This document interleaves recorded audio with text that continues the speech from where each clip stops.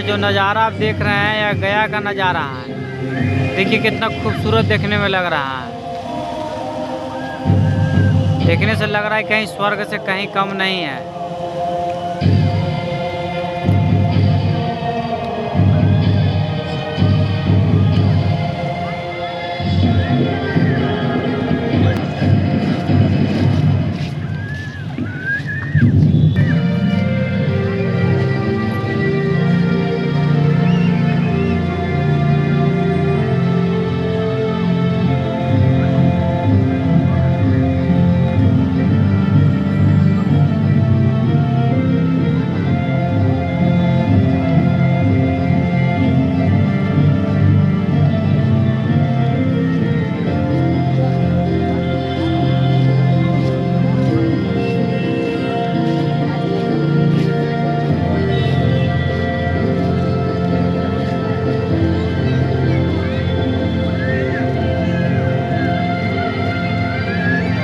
वाह, यह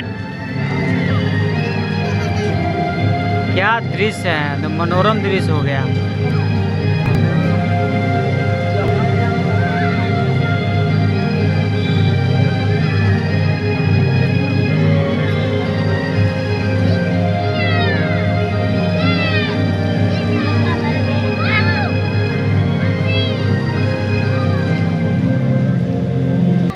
फल्गु सरिता श्रेष्ठा सर्व पाप प्रणाशिनी।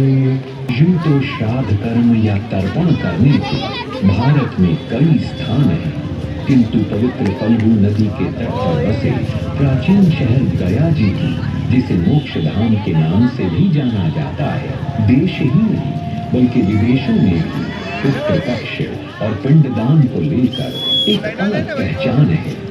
पुराणों के अनुसार पितरों के लिए खास आश्विन माह के कृष्ण पक्ष या पितृपक्ष में मोक्ष धाम गया जी आकर पिंडदान एवं तर्पण करने से पितरों को मोक्ष की प्राप्ति होती है और माता पिता समेत 7 पीढ़ियों का उद्धार होता है। परंतु गया की ये भूमि कैसे बनी मोक्ष धाम, आइए बताते हैं आपको हमारी इस सुंदर कथा यात्रा के माध्यम से।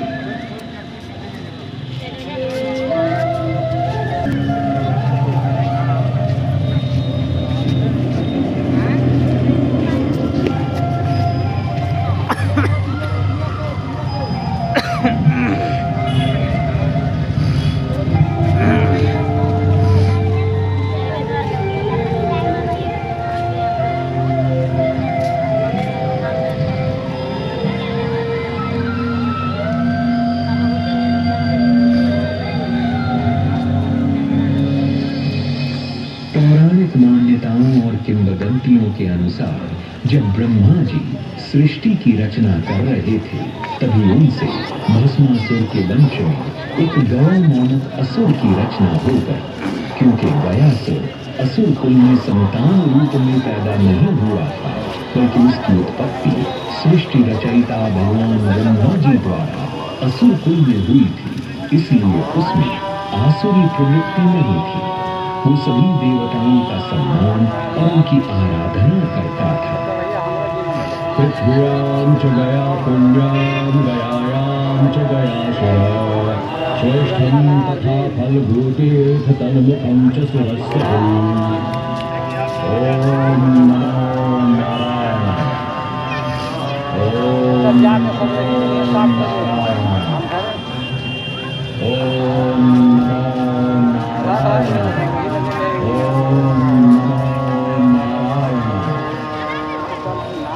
एक दिन अपनी दिनचर्या के अनुसार पूजा अर्चना करते समय गयासुर के मन में एक बात आई। भगवान ने मुझे यह जीवन दिया है, यदि मैं अपने जीवन का सदुपयोग न करूं और किसी के काम ना आऊं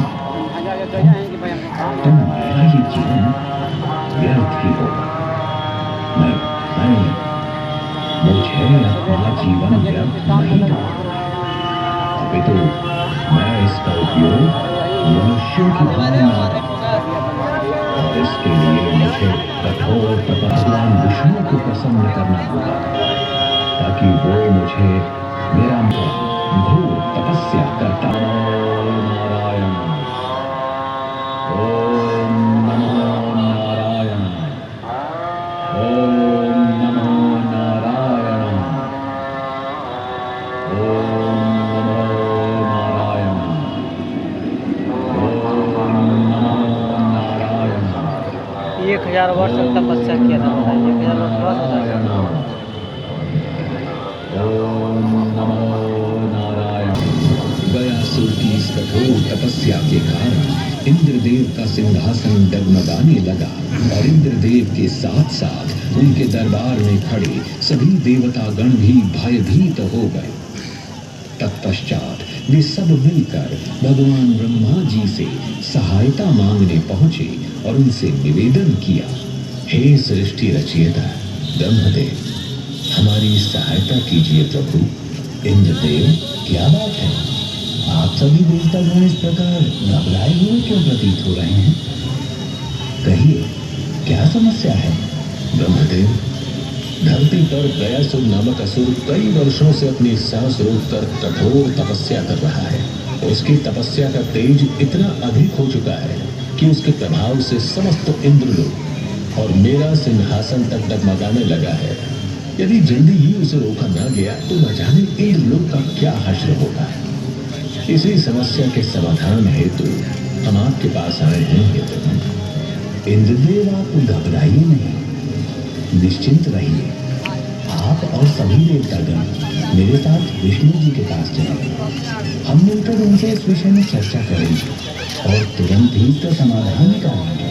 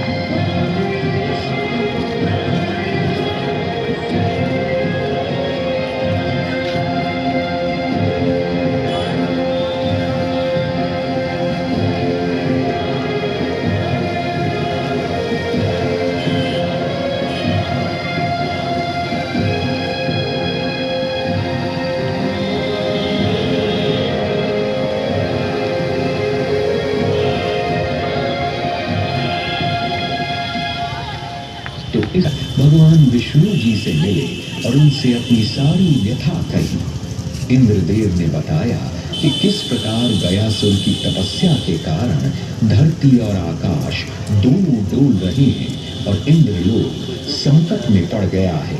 जा सकते हैं, आप कोलाहल पर्वत पर जाइए और अपने भक्त गयासुर की इस तपस्या का फल उसे दीजिए।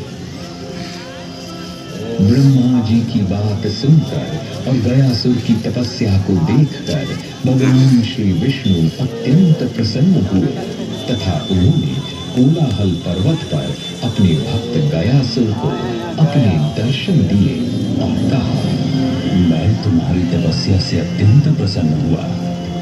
मांगो गयासुर, क्या वर चाहिए तुम्हें? तुम्हारी जो इच्छा हो तुम मुझसे वो मांग सकते हो। मैं तुम्हें तुम्हारा मनचाहा वर प्रदान करूंगा। हे नारायण, मैं धन्य हो गया प्रभु कि आप मेरी तपस्या से प्रसन्न हुए। मेरा जीवन धन्य हो गया प्रभु। हे नारायण, यदि आप मुझे वर देना ही चाहते हैं तो मुझे ये वर दीजिए कि मेरा शरीर देवताओं के समान पवित्र हो जाए, ताकि यावत्सुर, असुर, कीट पतंगे, ऋषि मुनि या कोई भी मनुष्य जो भी मेरा स्पर्श करे या मेरा दर्शन करे तो उसे मेरे दर्शन मात्र से ही सीधे वैकुंठ की प्राप्ति हो जाए। मैं सबके लिए मुक्ति का मार्ग बन जाऊं। यदि यही तुम्हारी इच्छा है गयासुर, तो तथास्तु। भगवान श्री हरि से वरदान पाकर गया पाप दूर करने लगा। जो भी उसे स्पर्श कर लेता या मात्र उसके दर्शन पा लेता तो उसके सभी पाप नष्ट हो जाते और वो स्वर्ग का अधिकारी हो जाता। इस प्रकार स्वर्ग की जनसंख्या बढ़ने लगी और पृथ्वी पर अनाचार की भी सीमा पार होने लगी, क्योंकि लोग बिना किसी भय के ये सोचकर गलत कर्म करने लगे कि गयासुर के दर्शन से उनके पाप नष्ट हो जाएंगे और उन्हें स्वर्ग की प्राप्ति होगी। नहीं मालिक, हम पर दया करो, दया करो हम पर। हम बहुत ही गरीब हैं, मेरे छोटे छोटे बच्चे हैं। ऐसा अनर्थ मत करो मालिक, भगवान से कुछ तो डरो। अरे मुझे भगवान की दुआई देकर डराने की कोशिश न कर। मैं जल्द ही गयासुर के दर्शन करने वाला हूँ, फिर मुझे स्वर्ग जाने से कोई नहीं रोक पाएगा। और तूने जो उधार मुझसे लिया था उसके बदले में तेरी सारी जमीन आज से मेरी होगी।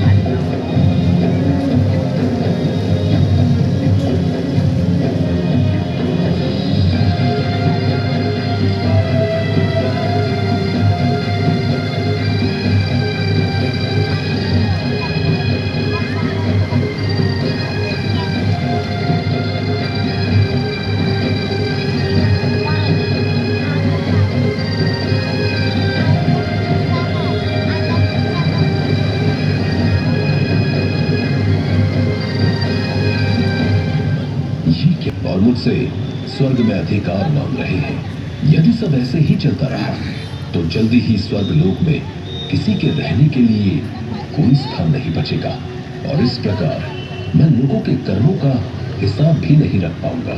मुझे तुरंत ही इस विषय में कुछ करना होगा, और गयासुर जो कर रहा है उसे वैसा करने से रोकना होगा।